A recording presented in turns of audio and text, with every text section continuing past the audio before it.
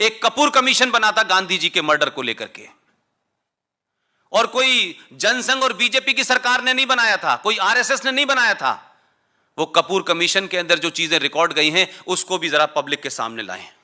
आजकल तो इस बात की ज्यादा है कि फ्रीडम ऑफ एक्सप्रेशन की आजादी होनी चाहिए, तो इसकी भी फ्रीडम होनी चाहिए कि ये जो बने हुए हैं कमीशन, ये पब्लिक में आए, पब्लिक तय करेगी किसने मारा, कैसे मारा, कहां मारा और कौन कॉन्स्पिरेटर थे। पब्लिक में आने दीजिए। तो अगर इस देश में पहली मॉब लिंचिंग की बात की जाए जो ऑर्गेनाइज तरीके से की गई, वो तो पूना में गांधी जी की हत्या से 3 दिन पहले वहां के एक कलेक्टर के घर में एक साहब पहुंचे थे, सिर्फ ये बताने के लिए, ये उस कपूर कमीशन के अंदर ये लिखा हुआ है। वो पहुंचा, उसने कहा कि पूना में ब्राह्मणों का बड़े लेवल पर कत्ल होने वाला है क्योंकि 3 दिन बाद गांधी जी की हत्या होने वाली है। यह बयान कपूर कमीशन में दर्ज है। उसका पति कलेक्टर था, उस जमाने मोबाइल वगैरह नहीं थे, फिर भी उसको यह खबर पहुंचा दी गई और उसने उस पर नोट बना के भेजा कि ऐसी ऐसी मुझे खबर मिली है। दिल्ली में वो फाइल किसने छुपा दी? उस पर कोई अमल क्यों नहीं हुआ? तो अगर इस देश में कोई ऑर्गेनाइज मॉब लिंचिंग हुई है तो वो पूना में पहले ब्राह्मणों की हुई है, उसके बाद सरदारों की हुई है, उसके बाद कश्मीरी पंडितों की हुई है। तो सुप्रीम कोर्ट को मैंने इस दरमियान कभी नहीं देखा कि सुप्रीम कोर्ट इस बात के लिए चिंतित हो कि मॉब लिंचिंग हुई है, we will not accept this mob lynching, government should take instant action. यह हेडलाइन मैंने देश के अखबारों की बनते नहीं देखा।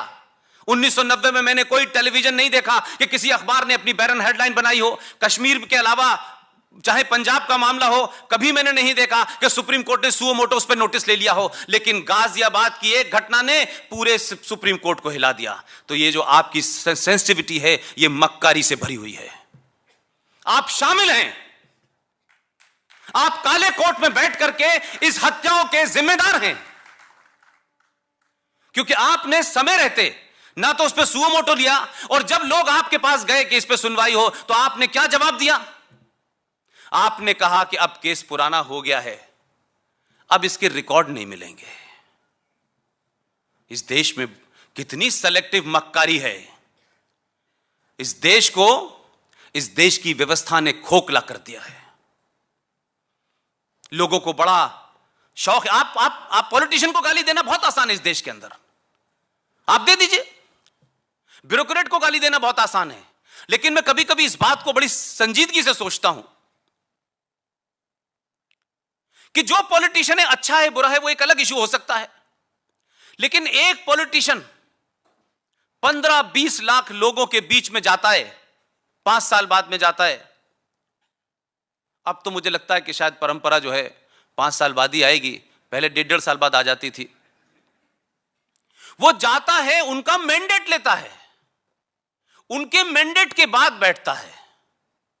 एक ब्यूरोक्रेट पूरी जिंदगी लगा देता है अपनी, तब जाकर के आईएएस और पीसीएस बनता है।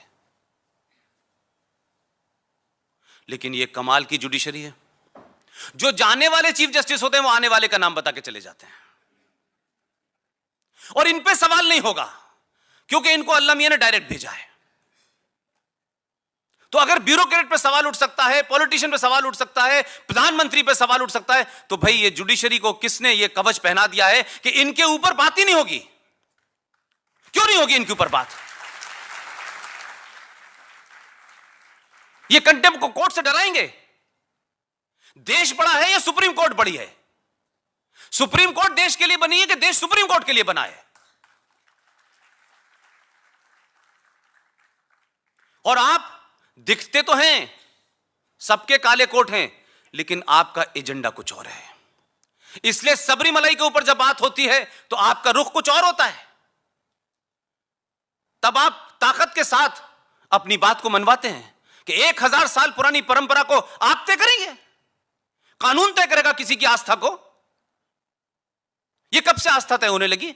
और आपकी आस्था किसमें है भगवान जाने, आपकी आस्था है भी कि नहीं है।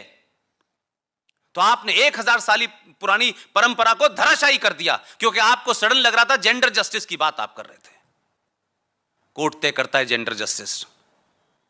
जिस जेंडर जस्टिस को लेकर के चीफ जस्टिस साहब बड़े चिंतित थे, उसी जेंडर ने जस्टिस काफूर हो गया, जेंडर जस्टिस हवा में उड़ गया, फौरन पहुंच गए 16वीं सदी में, और यह कहा कि जिस महिला ने मुझ पे आरोप लगाया है, यह मुझ पे नहीं, जुडिशरी पे हमला है। आप पे हमला हो तो को राष्ट्र पे हमला है, और हम पे हमला हो तो क्या ये आपका मामला है? तो ये पाखंड इस देश में नहीं चलेगा।